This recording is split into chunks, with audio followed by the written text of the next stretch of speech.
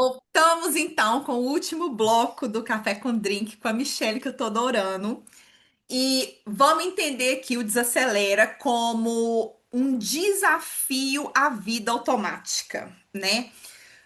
Como que você passou a identificar você vivendo no automático?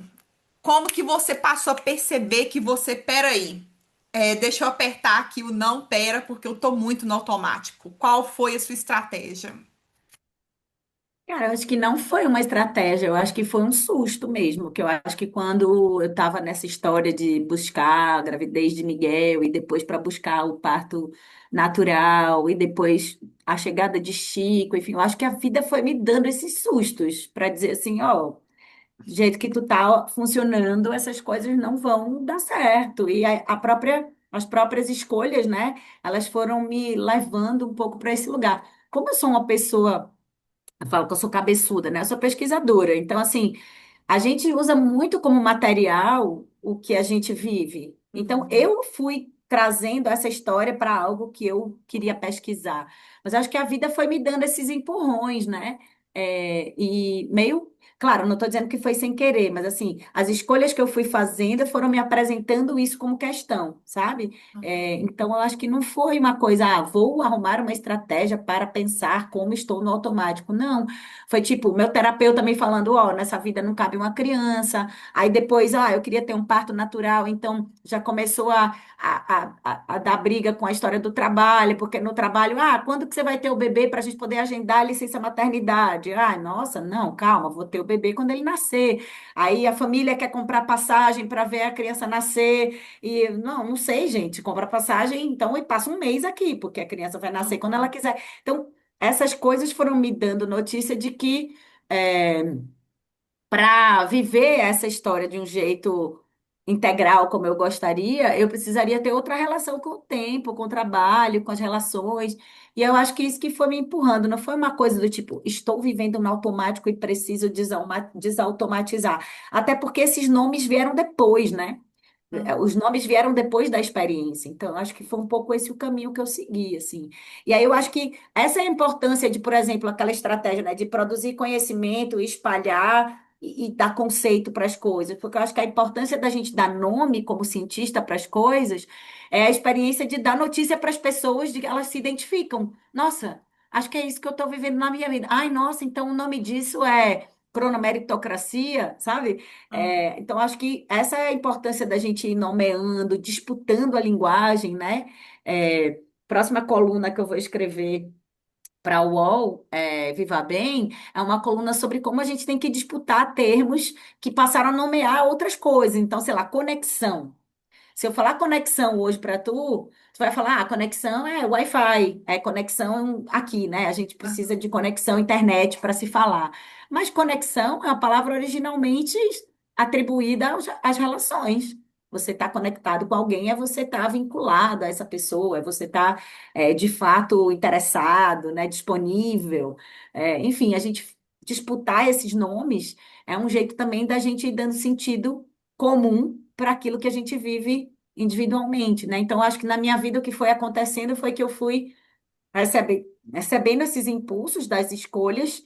Aí eu fiz a escolha de estudar e de dar nome para aquilo que eu vivia. E aí, aí sim eu reconhecia aquilo como, então ali, quando eu estava trabalhando 40 horas em três lugares diferentes, dormindo 3 horas por dia, talvez eu tivesse imersa na cultura da produtividade tóxica. Mas enquanto eu estava vivendo aquilo, eu não estava reconhecendo desse jeito, sabe? Aham. No seu dia a dia, assim, quando você tá ali no dia a dia, você tem essa habilidade de se pegar, opa, eu tô aqui no automático. Você tem essa habilidade de se observar quando você tá aí nesse caminho ou não? Eu acho que eu fui, assim, tanto que uma das iniciativas, vai, que eu vou botar no mundo em 2026, é uma que eu estou chamando de treinos de regeneração da atenção. Porque eu acho que quando a gente se percebe nesse mundo e a gente quer estar nele de uma forma diferente e a gente tem condição de escolher, eu acho que a gente precisa se cobrar esse lugar, né? Que é trazer a consciência cada vez mais para perto no tempo. Então, a gente trabalha a consciência. é, até na clínica mesmo, né? Então, tem um diálogo com amigas psicólogas para a gente pensar numa clínica da pressa. Mas até na clínica, essa coisa de você vive uma coisa e depois você atribui sentido, então você trouxe essa coisa para a consciência. Quanto mais perto eu conseguir chegar à consciência do agora, para eu estar acordada aqui no que eu estou vivendo, Uhum, maior é a chance de eu dizer, não, pera, aqui eu estou sendo capturada por uma lógica que não é a minha, é essa lógica da pressa, é essa lógica da produtividade, é essa lógica do automático. Então, calma, então eu vou ver aqui o que que eu quero fazer, eu não preciso me entregar a isso no automático, né? E eu acho que na vida, quanto mais a gente treina para se recobrar essa consciência no agora, mais a gente tem condição de dizer, não, pera, aqui eu preciso responder a isso porque é uma questão de sobrevivência, eu vou perder meu emprego se eu não responder. uhum, Massa, vai lá e responda. Aqui não tem necessidade de eu responder e eu estava fazendo isso só porque eu estou no automático, então eu vou fazer a escolha de não responder. Então, olha, amiga, não consigo te responder agora. Até amanhã, te retorno com calma, vou ler a tua mensagem com cuidado. Faço muito isso no meu dia a dia, né? E quantas mensagens eu levo 20, 30 dias para responder? Meus amigos querem uhum, me matar. Por quê? Tá na ordem do dia, não é urgente. E você pode dialogar com a pessoa e uhum, dizer: olha, é urgente? Tem um prazo? Né? É, eu lembro numa reunião que eu fui com a advogada que cuida da história do Instituto Desacelera, ela falou: ó, saindo da reunião, eu já te mando a apresentação. Eu fiz: olha. Não vai adiantar tu me mandar logo depois da reunião, porque eu só vou conseguir olhar para isso na próxima segunda-feira. Então tu tem uma semana para me mandar. Ela regalou os olhos desse tamanho assim, porque é isso, tá acostumada a fazer reunião em que os clientes querem a apresentação na caixa de e-mail no minuto seguinte. E para mim não ia fazer sentido, porque eu não ia conseguir olhar para aquilo. Então, essa coisa de falar sobre o tempo, negociar, isso faz parte desse pacote de estratégias de trazer a consciência para perto e de ir provocando as pessoas do entorno a pensar nos contratos de tempo que estão muito estabelecidos, quase como normalizados ou normatizados, mas que a gente não combina, e uhum, recombinar, né? Ó, esse prazo aqui né, é para hoje mesmo, porque assim, se for para hoje, eu vou perder uma noite de sono e vou deixar de levar o meu filho na escola para fazer.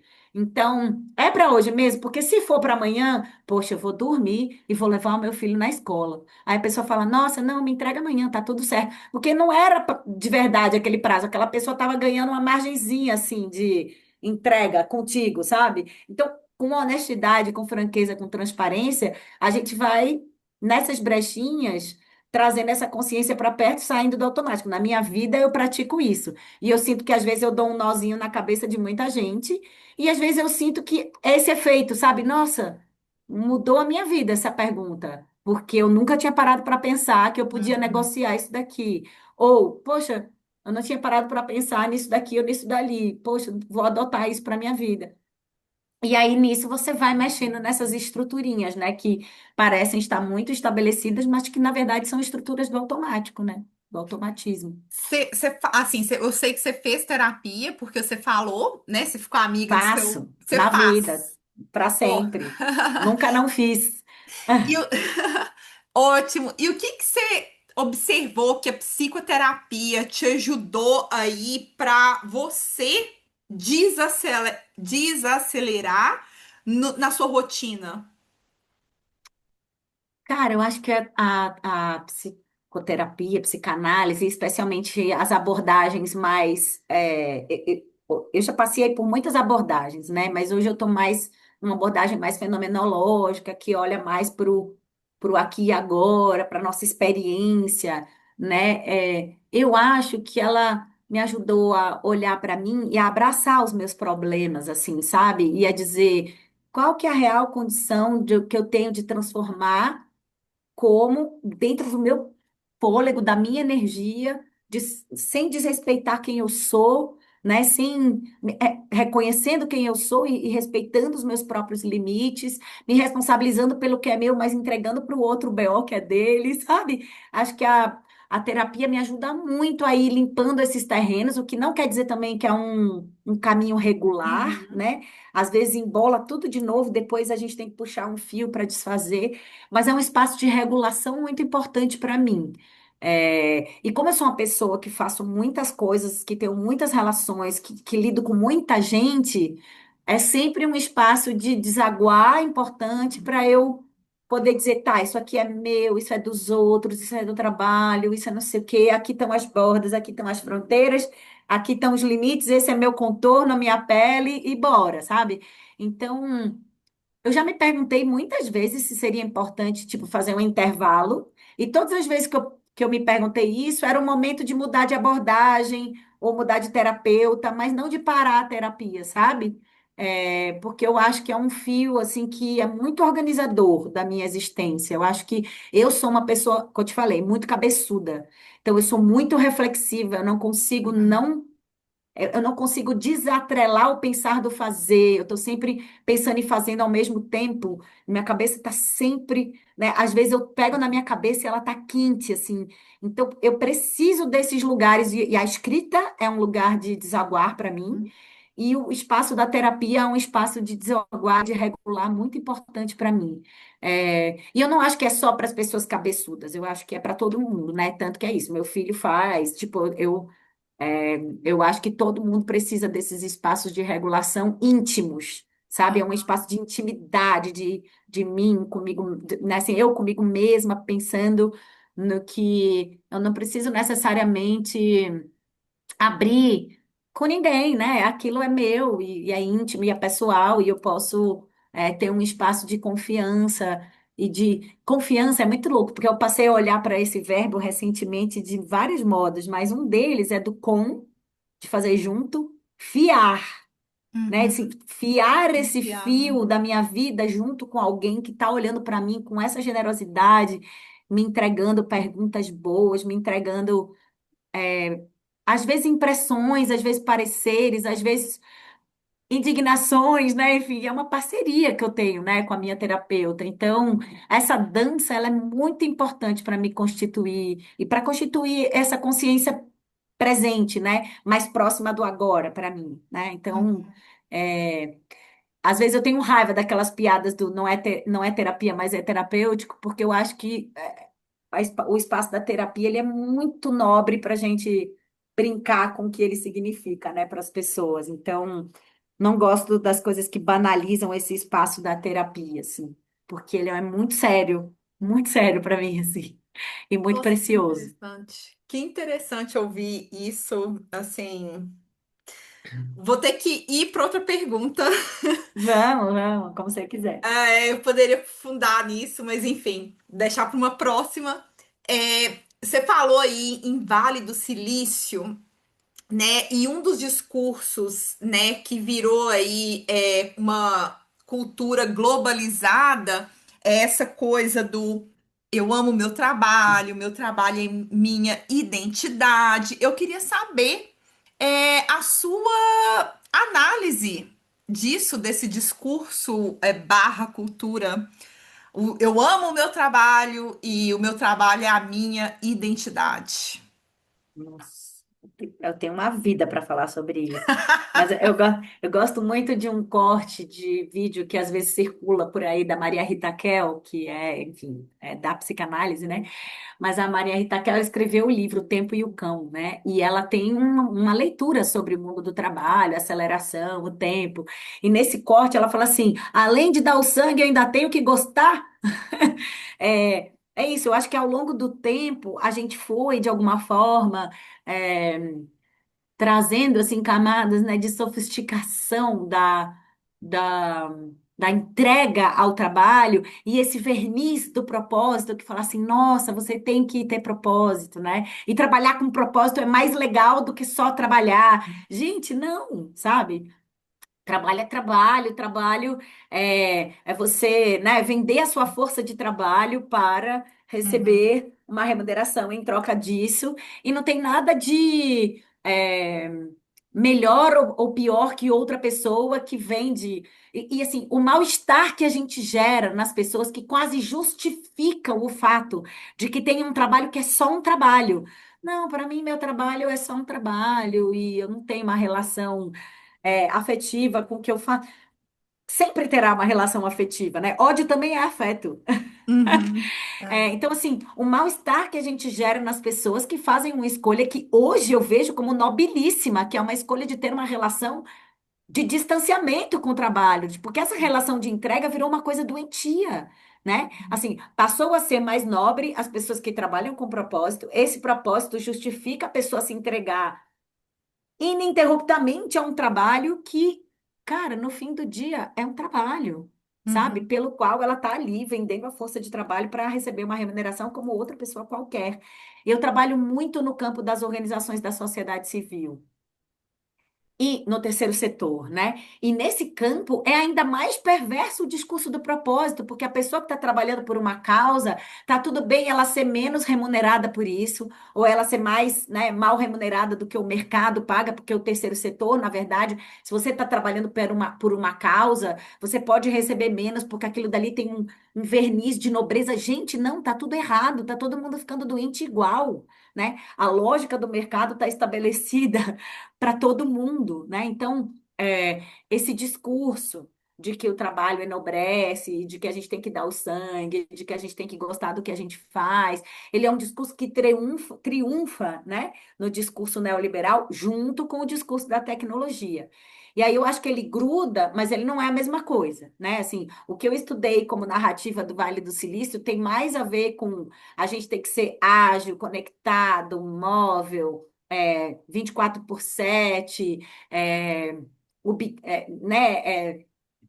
desterritorializado, então está disponível para o trabalho 24 horas por dia, 7 dias por semana, onde você estiver, né? Mas ele cola nesse discurso neoliberal muito bem, né? Então ele quase a mesma coisa, o mesmo pacote ali, né? E um vai promovendo o outro de um jeito muito uhum, viciado, né? Então vai virando muito natural, né? A gente dizer uma coisa e dizer outra. Então, eu não tenho dúvida de que as Big Techs estão interessadas que as pessoas trabalhem, performem, não só trabalhar nesse sentido do trabalho que a gente vende por remuneração, mas quando a gente acha que está acessando gratuitamente as plataformas, quando a gente está 24 horas por dia scrollando o feed, quando a gente consome os produtos que essas plataformas sugerem para nós, tudo isso é trabalho, né? Tem gente uhum, que defende, o pessoal do Data as Labor, defende que a gente está trabalhando para essas plataformas 24 horas por uhum, dia, 7 dias por semana, porque a gente está entregando dado o tempo todo. uhum, Mesmo quando esse aparelho está aqui, de lado, deixado de lado, os meus dispositivos que estão com o microfone aberto e localização ativada, tá trabalhando para as Big Techs ininterruptamente. Mesmo quando eu estou dormindo, eles dizem: Ó, esse período aqui é o período que ela está dormindo. A próxima hora, que é a primeira hora que ela acorda, é a hora que ela está mais suscetível a consumir coisas de uma determinada qualidade. E tem pesquisa que mostra isso, né? Pessoas que acordam de madrugada e vão rolar o feed, uhum, elas recebem promoções, porque está provado que as pessoas fazem compras na madrugada, compras esdrúxulas, né? De uhum, madrugada. O que eles mostram para a gente nessa primeira hora que a gente acorda é uma determinada qualidade de produto, porque também tendemos a comprar determinados tipos de coisa nessa primeira hora do dia. Então, assim, mesmo quando a gente não está mexendo no celular, o celular está trabalhando para as Big Techs. É um jeito de trabalhar que a gente não chama de trabalho, uhum, mas que também está, de alguma forma, romantizado no uhum. universo dessas plataformas, né? Eu queria, assim, só um parêntese, assim, adicionar um pouquinho aí. Eu queria te fazer essa pergunta, porque eu vejo muito isso, assim, no meu trabalho, e isso, assim, é uma coisa que, pela minha experiência, eu acho que é global, essa coisa de você ter a obrigação de alinhar propósito à forma que você ganha dinheiro. Então, assim, eu tenho clientes que às vezes, sei lá, tem um diploma de, sei lá, engenharia e vai trabalhar dando aula. E a pessoa se sente, tem ali um desconforto porque a pessoa não encontra um prazer, um propósito no trabalho. E da mesma forma, o que assim me chocou muito não é recentemente, isso já tem uns 2 anos, eu recebi um CEO que chegou para mim com o desconforto porque não conseguia enxergar um propósito no ápice da carreira, sabe? Então, assim, eu vejo essa coisa de alinhar da obrigação de alinhar propósito a trabalho e de trabalho, identidade. Eu vejo muito isso assim na minha experiência de trabalho no meu dia a dia. Eu vou agora te colocar num. Vamos fazer aqui, tipo, uma brincadeira. Uma brincadeira. Você já viu aquele programa? Não sei como é que chama, gente, mas tem um não sei o que trem do tubarão. Que você vai defender, você tem um projeto, você vai defender. Shark Tank. Isso! Isso, eu esqueci o nome desse trem. Enfim, vamos supor que nós estamos mas numa versão diferente, tá? Tá. Você foi lá no programa lá do Trem do Tubarão e você tem que defender. Os tubarões, eles estão ali já com críticas, tá? Ao desacelera, a tudo que você estudou. Então, um tubarão tá lá criticar, é a pessoa que tá falando assim: ah, mas isso que a Michelle vai falar sobre, ela tá romantizando a vida real. Esse é um tubarão. O outro tubarão tá falando que você tá ignorando as desigualdades sociais. E o outro tubarão é uma mãe empreendedora que tá à beira de sofrer aí um, um burnout ou, né, de sofrer fisicamente por conta aí das condições dela. Então, como que você chegaria aí nesse programa e como que você defenderia a necessidade, a importância do desacelera para cada um desses tubarões? Ah, que legal essa brincadeira, adorei. Bom, acho que eu posso só fazer uma observação em relação à coisa do trabalho, porque eu acho que assim, Pode. eu assim, nas minhas mentorias eu também já atendi muita gente que acha que tem que perseguir o propósito, e uma das coisas que eu falo é que assim, tem coisas que a gente aprende porque a gente entrou em contato com o conteúdo. E tem coisas que a gente só aprende quando o nosso corpo atravessa uma Uhum. experiência. Então, eu tenho cada vez mais defendido processos de aprendizagem que, né, de alguma forma colocam as pessoas para viver uma determinada experiência que seja transformadora para ela daquele lugar. Então, não adianta você virar para a pessoa e falar, seu trabalho não precisa ter propósito, mas ele pode ter sentido, mesmo que esse sentido seja financiar a sua sobrevivência. E tá tudo bem. Esse mundo que produz esse discurso de que o trabalho precisa ter propósito é um mundo que é o mesmo mundo que capturou o nosso desejo e o nosso, portanto, o nosso prazer, ou a nossa capacidade de sentir prazer, para o trabalho e para o consumo. Então, é interessante para esse mundo que você sinta prazer trabalhando e consumindo. Ponto. Então, assim, quando você sente prazer fazendo qualquer coisa que não seja trabalhar ou consumir, tá aí o seu propósito, sabe? E isso não é deslocamento, isso não é inadequado, sabe? Então, eu acho que fazer as pessoas experimentarem coisas em que elas sentem o propósito, que elas experimentam propósito ou prazer em outros lugares que não sejam o trabalho, é um pouco a forma de ensinar para essas pessoas que não precisa ser trabalho com propósito. Isso é historinha para o boi dormir, para Aham. vender coisa, sabe? Para Uhum. vender, inclusive para vender mentoria, curso, sabe? Transição de carreira, sabe? Essa galera que faz isso. Fala, Morri. nossa, Aham. vem fazer transição de carreira com propósito. Gente, não, a carreira é minha, só tem uma, é a minha vida. Dá licença, eu não vou transitar para lugar nenhum, né? Morri. Mas, enfim, vamos voltar para o Shark Tank, né? Porque eu tenho que defender. Primeiro, gente, tudo que eu não faço é romantizar a vida real, pelo contrário. Mas eu acho que assim, eu venderia, se eu fosse para um Shark Tank da vida, o que que eu venderia? Eu venderia que o Desacelera, ele é um ecossistema de pessoas, grupos, empresas, fundações e tudo mais que eu mapeei ali no guia e que virou essa rede que promove o festival.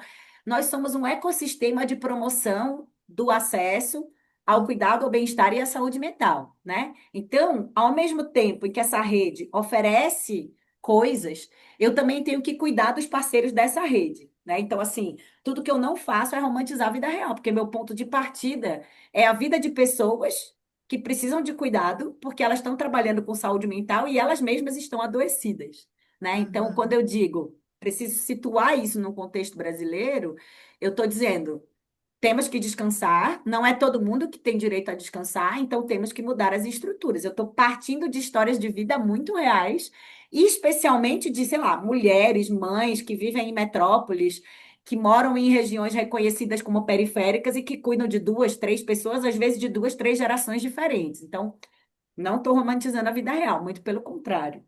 Estou partindo da vida real para tentar entender como que a gente pode garantir o descanso, o cuidado, a saúde mental e o bem-estar dessas pessoas.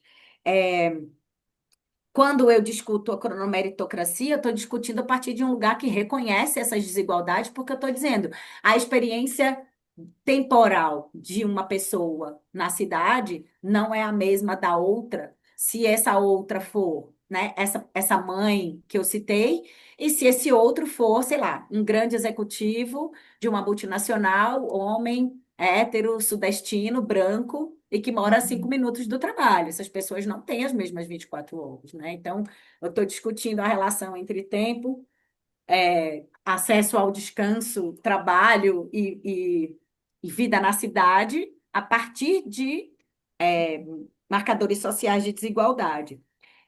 E para essa mãe que está prestes a experimentar um burnout, eu diria assim, a maior parte das pessoas acorda quando passa por uma situação limite, né? E o que eu tenho falado é, não deixemos as pessoas chegar numa situação limite. A gente tem que atuar cada vez mais, o desacelerar para mim é o regenerar. Porque as pessoas já estão numa situação limite, elas já passaram do limite, né? Humano. Então a gente tem que trabalhar tanto nas empresas, quanto nas escolas, quanto nas organizações, oferecendo condições para que essas pessoas voltem a despertar sua condição de gente, né? Voltem a se reconhecer como pessoas, porque o que o automatismo faz com a gente é treinar a gente para o desempenho de máquina. vinte e uhum, quatro horas por dia, 7 dias por semana, entrega tudo, entrega em qualquer horário, entrega mesmo quando você não está no trabalho, trabalha enquanto eles dormem, foguete não dá ré, não tem uhum, essas frases horrorosas? Então, eu diria isso, eu diria que hoje a minha batalha é por alimentar todo um ecossistema que oferece condição para que mais pessoas possam acessar tanto conhecimento sobre o descanso quanto experiências de descanso para a gente acordar os nossos corpos para o fato de que eles são corpos de pessoas. E dá para a gente fazer isso em grupos, em coletivos, em empresas, em organizações, em todo mundo que esteja minimamente interessado em transformar de verdade essa realidade, porque tem gente que está a fim de receber um selo, né? uhum, Great Place to Work, né? Tem gente que está a fim de receber um selo. E não estou dizendo que esses trabalhos não têm alguma seriedade. De fato, eles têm um papel, mas pouquíssimas empresas estão realmente interessadas em mudar os contextos de trabalho, mexendo nas metas, mexendo nos resultados, mexendo na formação de lideranças, mexendo nas crenças institucionais ou culturais sobre o que é bonito, né? A gente leva lá uma pessoa para dar uma palestra sobre bem-estar, mas a gente continua acreditando que o melhor funcionário é aquele que vai embora às 11 horas da noite. Essa uhum, cultura vai continuar produzindo pessoas adoecidas, uhum. né? Então, acho que eu não sei se eu ia ter muita chance nesse Shark Tank, porque esse programa ele é todo desenvolvido na lógica do Aham. Por isso que desempenho, eu dei né? essa ideia, assim, para meio que criar uma tensão. Sim. Mas talvez eu chegasse lá e fizesse o que eu faço quando eu sou chamada para falar nesses espaços. Eu ia desagradar, mas eu ia sair de lá tendo dado a minha mensagem, né? Você tem um tipo, tem como é que eu vou falar, gente? Uma característica. Vai acabar rápido. A gente tem 10 minutos. Eu tenho. Ai, Ah, meu Deus, ok. tá bom. Então essa daqui vai ter que ser bem rapidinho. Você tem como é que eu vou falar? Uma característica específica de empresas que entram em contato com você, interessada aí em mudar a missão delas? Tem aí uma Eu identidade já tive específica? Eu já tive muitas empresas que queriam que eu fosse lá, desse uma palestra, fizesse cursos, fizesse formação. Tem gente que me chama para CIPAT, né, que são aqueles eventos anuais obrigatórios. Não tem um perfil assim específico. Eu diria que as que estão em busca de uma maior transformação já são empresas que estão relativamente conectadas ao capitalismo consciente, sabe? As empresas Aham. B, as empresas que são identificadas como negócios com cunho social ou com cunho socioambiental, elas já têm uma preocupação minimamente estabelecida nessa área, assim, né? E Uhum. as organizações da sociedade civil, que são organizações do terceiro setor, que, em tese, teriam que gestar, digamos assim, outras práticas também no mundo do trabalho, né? Mas que também me entram bastante em contato comigo para cuidar dos seus colaboradores. Mas é uma boa provocação para mim, Thalita, eu desenhar um perfil de quem já me chamou, sabe, para dar palestra, muita universidade, serviço social, né, SESC, Senai, Senac, enfim, bastante gente desses campos, assim, e empresas que já estão de alguma forma conectadas com a ideia de uma questão socioambiental, de uma atuação de responsabilidade social, sabe? Uhum. Uma outra pergunta que, por mim, assim, a gente ficaria debatendo horas, mas assim, vai ter que ser bem, porque eu tenho uma outra para fazer para você. Qual que foi a influência da pandemia na automatização da vida do brasileiro? Assim, se você pudesse resumir, um resumão. Nossa! Eu teria muitas coisas para te falar, mas eu vou tentar fazer uma resposta da perspectiva da minha pesquisa científica, né? Porque eu acho que a pandemia, tem um pesquisador chamado Evgeny Morozov, não sei se eu falo o nome dele direito, ele é bielorrusso, então deve ser outro nome o Uhum, nome dele. Mas ele fala que a gente estava começando a viver uma era de sobriedade digital. E aí a pandemia veio e melou isso, né? Porque a gente começou a desconfiar do discurso que as tecnologias são só maravilhosas, né? Nossa, Cambridge Analytica, nossa, tem desinformação, tem fake news. uhum, A gente começou a querer dizer assim, nossa, não é só bom. A promessa das tecnologias não é só boa, né? Ela não vai só entregar coisas boas. Tem algo aqui que não é tão legal. E aí veio a pandemia, e aí o discurso é o seguinte: a tecnologia nos salvou porque toda a nossa sociabilidade foi absolutamente garantida por conta das mediações tecnológicas. Gente, a gente fez festa pelo Zoom, me dá arrepio só de lembrar. Festa de funeral, aniversário pelo funeral. Zoom, funeral, aula, né? Enfim, eu dei aula quase 2 anos remotamente. Então, eu acho que a gente estava vivendo uma era de início de uma crítica, não que a crítica tenha iniciado ali, mas início de uma aceitação, porque nós, pesquisadores da cibercultura, estamos falando disso desde muito cedo, mas as pessoas comuns estavam começando a aceitar de alguma forma uma leitura mais crítica desse universo. E aí a gente voltou 20 casas, né? Porque a tecnologia, de alguma forma, sim, salvou a nossa sociabilidade, permitiu que a gente executasse algumas tarefas.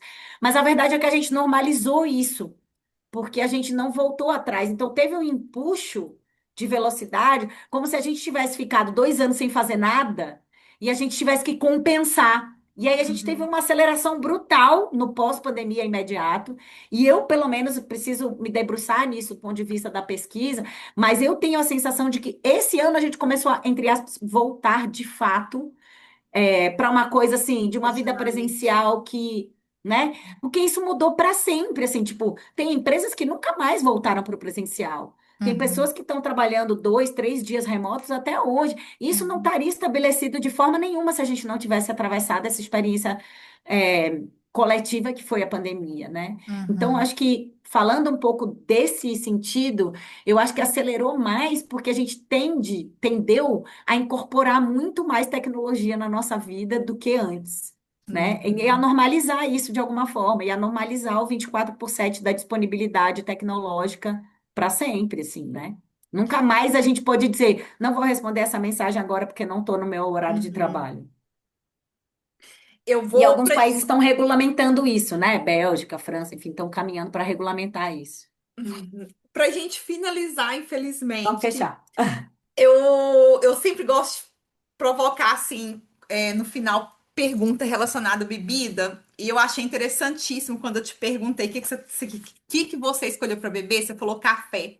E café aí eu tô interpretando como símbolo aí do, da vida agitada, da vida automática, Tal. né? Não Se tem esse você... efeito para mim. Café é água para mim, não tem efeito aceleratório. Então vamos lá, se você puder, como é que seria você bebendo café no modo automático? E como que seria você bebendo café na vida aí saudável, sem pressa, desacelerada? Boa. Acho que esse exercício é bem imaginativo para mim, porque eu bebo café, te falei, né, de um jeito bem Aham. ritualístico. Mas é isso, para mim o automático, como já foi na minha vida, tipo, era o café da redação, sabe? Que a gente estava ali trabalhando, redação jornalística, né? Tava ali trabalhando e ia tomando café, meio sem nem pensar. No final do dia tava com taquicardia, não sabia muito bem por quê, e era o café, sabe? Uhum. É, também, né? Mas também aquele modus operandi daquele campo que meio que de alguma forma, te empurra aqueles hábitos que você nem sabe muito bem por que tem. Eu era muito jovem, né? Comecei a trabalhar em redação 18, 19 anos e já tomava esse café, que era o café do automático, né? E aos poucos o café na minha vida foi virando esse café do café com a amiga. O café, meu filho mais novo já gosta de café. Hoje de manhã, por exemplo, a gente tomou um café, a gente ficou 1 hora tomando café, eu e o Chico. Um café de conversar, de estar junto, né? De um experimentar o café do outro. Ah, prova o meu, vê se você gostou desse. Ah, prova esse. Ah, da próxima vez vou fazer o meu assim, não sei o quê. De pensar na receita, de fazer junto, né? É, o Chico gosta de um cappuccino que eu chamo de Capu Chico, porque eu faço para ele, Que legal. que é um cappuccino esse do pozinho e tal, mas tem essa Aham. coisa, né, do curtir tomar o café, enfim, e de que ele vai adquirindo esse gosto, né, e que para ele também tem uma coisa do acordar e fazer o cafezinho dele, enfim. É, E aí tem o bebê juntos, às vezes, como foi hoje de manhã, nem sempre no dia a dia a gente consegue, né? Às vezes o Capu Chico é assim, Chico, fiz seu café, toma aqui. Mas eu acho que é isso, né? O café na minha vida foi se deslocando para esse lugar muito mais ritualístico de sair com amigo, tomar um café, marcar um café, é, e tomar esse café do dia a dia, que às vezes é nos momentos do dia em que o café é esse giro, né? Do Aham. momentinho ali, do meu momentinho, do que esse café do automático, assim, que não parou de existir, mas é muito mais residual, né? O café seria aí a bebida que representa o Instituto Desacelera ou teria uma outra? Não, acho que não é o café, não. Talvez seja o chá, mas acho que talvez essa coisa do quente, sabe? Da bebida que é o Aham. quente, que dá um quentinho, tal. Eu acho que talvez o que representa o Instituto Desacelera pode ser qualquer bebida que tem esse caráter de te dar uma pazinha interior, dar um quentinho no coração, dar um calorzinho, porque acho que sei lá, chá de camomila tá mais perto do Instituto Desacelera do que o café. Eu gosto bastante de chá também. E eu sou muito da medicina natural, né? Então, tem um cartaz que eu guardei que o Chico fez para mim outro dia, que é muito bom. Ele desenhou um bonequinho, e o bonequinho tem um balãozinho que é assim: Mamãezinha, faz o meu chazinho para mim. Ah!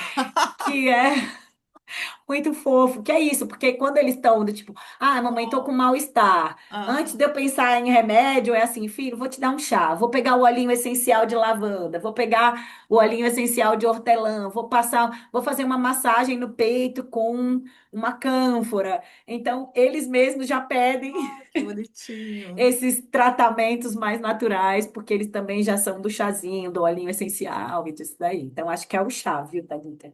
Ai, que Eu legal. acho Então, que olha pega um só. café. É com um quentinho no coração que eu vou ter que finalizar Com muito lamento, mas nossa com um quentinho no conversa. coração. Muito bom. Mas assim, muito obrigada. E acabou que eu saí aí também com mais perguntas, né? Que Isso você é falou aí ótimo. no início. Muito obrigada, Michele. Eu que E agradeço. nossa, agradeço demais. Muito obrigada. Obrigada a você, Flor. Estou à disposição. Vamos conversando.